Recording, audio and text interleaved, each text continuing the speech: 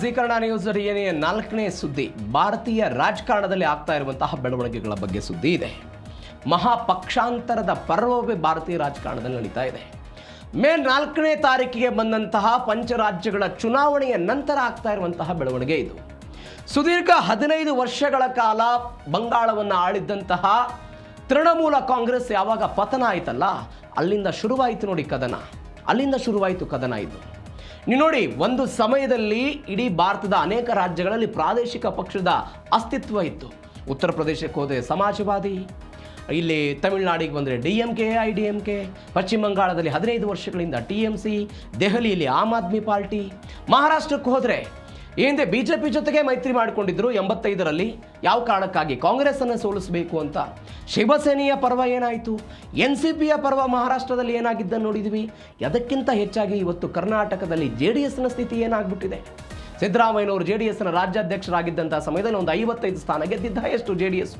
ಅದಾದ ನಂತರ 37 ಹೈಯೆಸ್ಟ್ ಆಯಿತು. ಇವತ್ತು ಅವ್ರದ್ದು 18 ಸ್ಥಾನಗಳಿದೆ.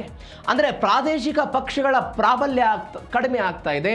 ಇದನ್ನು ತೆಗೆದುಕೊಂಡು ಮಹಾಪಕ್ಷಾಂತರ ಪರ್ವವೇ ನಡೀತಾ ಇದೆ.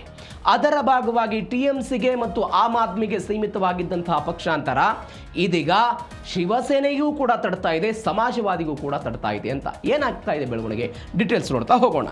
ಉದ್ಧವ್ ಕೋಟೆಗೆ ಆಪರೇಷನ್ ಟೈಗರ್ ಗೇಟ್ ಇದೆ. ಶಿವಸೇನೆಯಲ್ಲಿ 2 ನಿಮಗೆಲ್ಲ ಗೊತ್ತಿದೆ. ಒಂದು ಉದ್ಧವ್ ಠಾಕ್ರೆ, ಅದಾದ ನಂತರ ನಿಜವಾದ ಶಿವಸೇನೆ ಅಂತ ಕೋರ್ಟ್ನಿಂದ ತೆಗೆದುಕೊಂಡು ಬಂದಿರುವಂತಹ ಏಕನಾಥ್ ಶಿಂದೆ ಅವರ ಶಿವಸೇನೆ ಇದೆ. ಇದೀಗ ಆ ಪಾಳಯಕ್ಕೂ ಕೂಡ ಹೋಗಿದೆ. ಉದ್ಧವ್ ಠಾಕ್ರೆ ಪಾಳಯಕ್ಕೆ ಬಿಗ್ ಶಾಕ್ ಬಿದ್ದಿದೆ. 6 ಸಂಸದರೆಲ್ಲ ಬಂಡಾಯ ಎದ್ದಿದ್ದಾರೆ. ಸಭೆಗೆ ಗೈರಾದ ಸಂಸದರಿಂದ ಶಿಂದೆ ಬಣ ಸೇರೋದಕ್ಕೆಲ್ಲ ಸಿದ್ಧತೆ. ಮೊನ್ನೆ ಅವರು ಪಕ್ಷದ ಒಂದು ಸಭೆ ನಡೆಸಿದ್ರು. ಕೆಲವೊಂದಿಷ್ಟು ಜನ ಆನ್ಲೈನಲ್ಲಿ ಬಂದ್ರಂತೆ, ಕೆಲವೊಂದಿಷ್ಟು ಜನ ಗೈರಾದರು. 9 ಸಂಸದರು ಇವರು. ಇದೀಗ ಆ 9 ಸಂಸದರ ಪೈಕಿ 6 ಜನ ಸಂಸದರೆಲ್ಲ ಬಂಡಾಯ ಎದ್ದಿದ್ದಾರೆ. ಸಂಜಯ್ ರಾವತ್ ವರ್ತನೆಗೆ ಬೇಸತ್ತು ಶಿವಸೇನೆ ಮತ್ತು UTB ಇಬ್ಬಾಗ ಆಗ್ತಾ ಇದೆ ಅಂತ ಆಪರೇಷನ್ ಟೈಗರ್ ಅಂತ ಹೆಸರು ಕೊಟ್ಟಿದ್ದಾರೆ. ಸಂಜಯ್ ದಿನಾ ಪಾಟೀಲ್, ಓಂಜಾದೆ ನಿಂಬಾಳ್ಕರ್, ಸಂಜಯ್ ಜಾಧವ್, ಸಂಜಯ್ ದೇಶ್ಮುಖ್, ನಾಗೇಶ್ ಪಾಟೀಲ್ ಅಷ್ಟೇಕರ್, ಬಾಬಾ ಸಾಹೇಬ್ ವಾಕ್ಚೌರೆ, ಈ ಎಲ್ಲ ಸಂಸದರು ಕೂಡ ಏಕನಾಥ್ ಶಿಂದೆ ಅವರ ಶಿವಸೇನೆಯನ್ನು ಸೇರ್ತಾರೆ ಅಂತ. ಯಾಕೆ? ಕಾರಣ ಏನು? ಶಿವಸೇನೆ ನಾಳೆ ಕಾಂಗ್ರೆಸ್ನಲ್ಲಿ ವಿಲೀನ ಆಗುತ್ತೆ ಅನ್ನುವಂಥ ಆತಂಕ ಇವರಿಗಿದೆ. ಈಗ ನೀವು ಗಮನಿಸಬೇಕಾದ ಸಂಗತಿ ಅಂತ ಹೇಳಿದ್ರೆ, ಬಾಳಾ ಸಾಹೇಬ್ ಠಾಕ್ರೆ 51ರಲ್ಲಿ ಪ್ರಥಮ ಚುನಾವಣೆ ಆದ ನಂತರವೂ ಕೂಡ 85ರ ತನಕ ಕಾಂಗ್ರೆಸ್ ಮಹಾರಾಷ್ಟ್ರದಲ್ಲಿ ಪ್ರಾಬಲ್ಯವನ್ನು ಸಾಧಿಸ್ತಾ ಬಂದಿತ್ತು. ಅನೇಕ ವರ್ಷಗಳ ಕಾಲ ಕಾಂಗ್ರೆಸ್ನ ಪ್ರಾಬಲ್ಯ ಇತ್ತು. ಬಾಳಾ ಸಾಹೇಬ್ ಠಾಕ್ರೆ ಏನು ಮಾಡಿದ್ರು, ಕಾಂಗ್ರೆಸ್ನ ಆಧಿಪತ್ಯವನ್ನು ಮುಗಿಸಬೇಕು ಅನ್ನೋ ಕಾರಣಕ್ಕಾಗಿ ಅವತ್ತು BJP ಜೊತೆಗೆ ಮೈತ್ರಿಯನ್ನು ಮಾಡಿಕೊಳ್ಳುವ ಮುಖಾಂತರ ಕಾಂಗ್ರೆಸ್ ಆಧಿಪತ್ಯವನ್ನು ಅಂತ್ಯ ಮಾಡಿದ್ರು ಅವರು ಮಹಾರಾಷ್ಟ್ರದಲ್ಲಿ. ಆದರೆ 2019ರಲ್ಲಿ BJP ಮತ್ತು ಶಿವಸೇನೆ ನಡುವೆ ಚುನಾವಣಾ ಸಮಯದಲ್ಲಿ ಮೈತ್ರಿ ಆಯಿತು. ಈ ಮೈತ್ರಿ ಆದ ನಂತರ ಪಾರ್ಟಿಗೆ ಸ್ಥಾನಗಳು ಬಂತು. ಸ್ಥಾನಗಳು ಬಂದ ನಂತರ ಅಲ್ಲಿ ಮುಖ್ಯಮಂತ್ರಿ ಸ್ಥಾನಕ್ಕಾಗಿ ಕೆಲವೊಂದಿಷ್ಟು ಗೊಂದಲ ಆಯಿತು. ದೇವೇಂದ್ರ ಫಡ್ನವೀಸ್ ಮುಖ್ಯಮಂತ್ರಿ ಆಗಬೇಕು ಅಥವಾ ಉದ್ಧವ್ ಠಾಕ್ರೆ ಮುಖ್ಯಮಂತ್ರಿ ಆಗಬೇಕು ಅಂತ ಕೆಲವೊಂದಿಷ್ಟು ಗೊಂದಲ ಆಯಿತು. ಈ ಗೊಂದಲದ ನಂತರ ಏನಾಯಿತು ಅಂತ ಹೇಳಿದ್ರೆ, ಉದ್ಧವ್ ಠಾಕ್ರೆ BJP ಮೈತ್ರಿಯನ್ನು ಕಳೆದುಕೊಂಡು ಬಂದರು. ಅದಾದ ನಂತರ ಅವ್ರು ಏನು ಮಾಡಿದ್ರು, ಕಾಂಗ್ರೆಸ್ ಮತ್ತು NCP ಜೊತೆಗೆ ಹೋಗ್ಬಿಟ್ರು.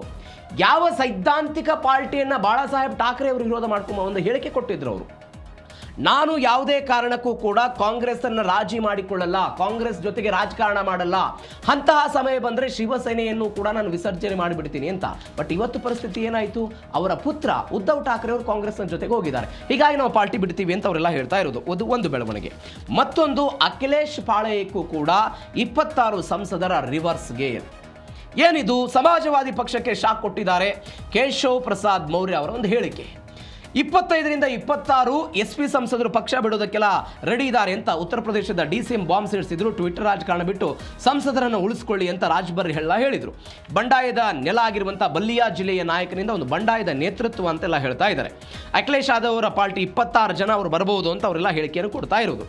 ಏನಾಯ್ತು ಅಲ್ಲಿ ಬೆಳವಣಿಗೆ? ಸಹಜವಾಗಿ ಅಲ್ಲಿಯ ಕುಟುಂಬದ ನಾಯಕತ್ವ, ಈ ಕಾರಣಕ್ಕಾಗಿ ಅವರೆಲ್ಲ ಹೋಗ್ತಾ ಇರೋದು ಅಂತ, ಅವರು ಪಾರ್ಟಿಯನ್ನು ಬಿಟ್ಟು ಹೋಗ್ತಾರೆ ಅಂತ ಸುದ್ದಿ ಬರ್ತಾ ಇದೆ.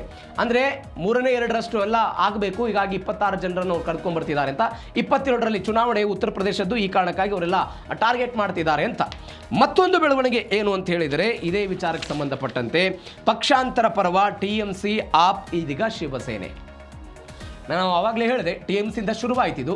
ಋತ್ವಿಕ್ ಬ್ಯಾನರ್ಜಿ ಮೊದಲು, ಅದಾದ ನಂತರ 58 ಜನ ಶಾಸಕರು, ಅದಾದ ನಂತರ 20 ಜನ ಸಂಸದರು, 3 ಜನ ರಾಜ್ಯಸಭಾ ಸದಸ್ಯರು TMCಗೆ ರಾಜೀನಾಮೆ ಕೊಟ್ಟರು. ನಾವು NDAಗೆ ಸಪೋರ್ಟ್ ಮಾಡ್ತೀವಿ ಅಂತ ತ್ರಿಪುರಾ ಮೂಲದ ಒಂದು ಪ್ರಾದೇಶಿಕ ಪಕ್ಷಕ್ಕೆ ಅವರೆಲ್ಲ ಸಪೋರ್ಟ್ ಮಾಡಿ ಬೆಳವಣಿಗೆ ಆಯಿತು. ಆಮ್ ಆದ್ಮಿ 7 ಜನ, ರಾಘವ್ ಚಡ್ಡಾ ಅವರ ಜೊತೆಗೆ 7 ಜನ ಎಲ್ಲ ಬಂದಿದ್ದನ್ನು ನೋಡಿದ್ದೀವಿ. ಪಂಜಾಬ್ನಲ್ಲಿ ಮುಂದೆ ವಿಧಾನಸಭಾ ಚುನಾವಣೆ ಇದೆ, ಈ ಕಾರಣಕ್ಕಾಗಿ.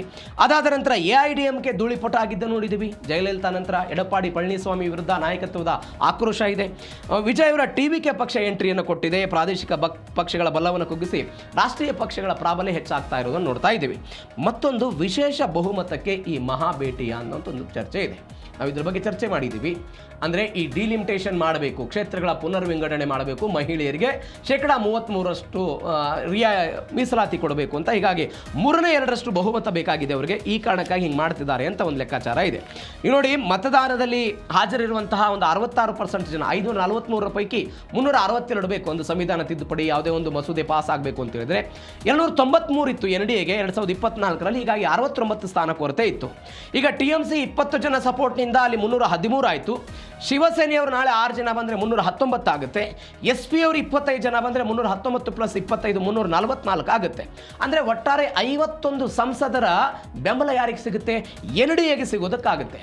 18 ಸ್ಥಾನಗಳ ಕೊರತೆ ಆಗುತ್ತಂತೆ. ಈ 18 ಸ್ಥಾನಗಳನ್ನು ಮತ್ತಷ್ಟು ಪ್ರಾದೇಶಿಕ ಪಕ್ಷಗಳ ಮುಖಾಂತರ NDA ಅವರು ತೆಗೆದುಕೊಂಡು ಬರಬಹುದು ಎನ್ನುವಂತಹ ಲೆಕ್ಕಾಚಾರ ಇದೆ. ಮತ್ತೊಂದು ಕಡೆ ರಾಜ್ಯಸಭೆಯಲ್ಲೂ ಕೂಡ ಇವರ ಬಹುಮತ ಹೆಚ್ಚಳ ಆಗ್ತಾ ಇದೆ. 3 ಜನ ಅವರು ರಾಜೀನಾಮೆ ಕೊಟ್ಟಿದ್ದಾರೆ. ಇಲ್ಲಿ BJP ಬಹುಮತ ಇದೆ. ಈ ಕಾರಣಕ್ಕಾಗಿ ಪಶ್ಚಿಮ ಬಂಗಾಳದಲ್ಲಿ ಆ 3 ಸ್ಥಾನಗಳನ್ನು ಅವ್ರು ಗೆದ್ದು ಬರ್ತಾರೆ. ಇದು ಒಂದು ಬೆಳವಣಿಗೆ. ಮತ್ತೊಂದು ಕಡೆ ಪ್ರಾದೇಶಿಕ ಪಕ್ಷ ಯಾಕೆ ವೇಗವಾಗಿ ಕುಸಿತಾ ಇದೆ? ಇಂಥದ್ದೊಂದು ಬೆಳವಣಿಗೆ. ಸಹಜವಾಗಿ ಕುಟುಂಬದ ರಾಜಕಾರಣ, ನಾಯಕತ್ವದ ಅಸಮಾಧಾನ ಇದೆ. ಕೇಂದ್ರೀಯ ತನಿಖಾ ಸಂಸ್ಥೆಗಳ ED, CBI ದಾಳಿ ಭಯ ಇದೆ ಅಂತೆಲ್ಲ ಲೆಕ್ಕಾಚಾರ ಇದೆ. ನೀವು ನೋಡಿ, ಸಮಾಜವಾದಿ ಪಾರ್ಟಿ ಮುಲಾಯಂ ಸಿಂಗ್ ಯಾದವ್ನಿಂದ ಶುರುವಾಯಿತು.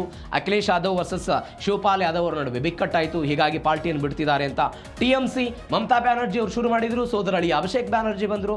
ನಾಯಕತ್ವದ ವಿರುದ್ಧ ಶುರುವಾಯಿತು. ತೆಲಂಗಾಣದಲ್ಲಿ BRS ಕಾಂಗ್ರೆಸ್ ಚಂದ್ರಶೇಖರ ಅವರು ಶುರು ಮಾಡಿದರು. ಅವರ ಮಗ KTR, ಅದಾದ ನಂತರ ಮಗಳು ಕವಿತಾ, ಸೋದರ ಆಳಿ ಅವರ ವಿರುದ್ಧ ಎಲ್ಲ ಶುರುವಾಯಿತು. ನಾಯಕತ್ವದ ವಿರುದ್ಧ ಅಸಮಾಧಾನ. ಹೀಗಾಗಿ ಶೂನ್ಯ ಸ್ಥಾನವನ್ನು ಅವರು ಗಳಿಸಿರೋದು. JDSನ ಉದಾಹರಣೆಯನ್ನು ತೆಗೆದುಕೊಳ್ಳಿ. ಕರ್ನಾಟಕದಲ್ಲಿ ಎಲ್ಲ ಬೆಳವಣಿಗೆಗಳಾಗಿದೆ. ಈ ಎಲ್ಲ ಕಾರಣಕ್ಕಾಗಿಯೂ ಕೂಡ ಇದೀಗ ಅವರು ಪಾರ್ಟಿ ತನ್ನ ಆಧಿಪತ್ಯವನ್ನು ಪ್ರಾದೇಶಿಕ ರಾಜ್ಯಗಳಲ್ಲಿ ಕಳೆದುಕೊಳ್ತಾ ಇದೆ ಅನ್ನೋಂಥದ್ದು ಒಂದು ಸುದ್ದಿ ಇದೆ.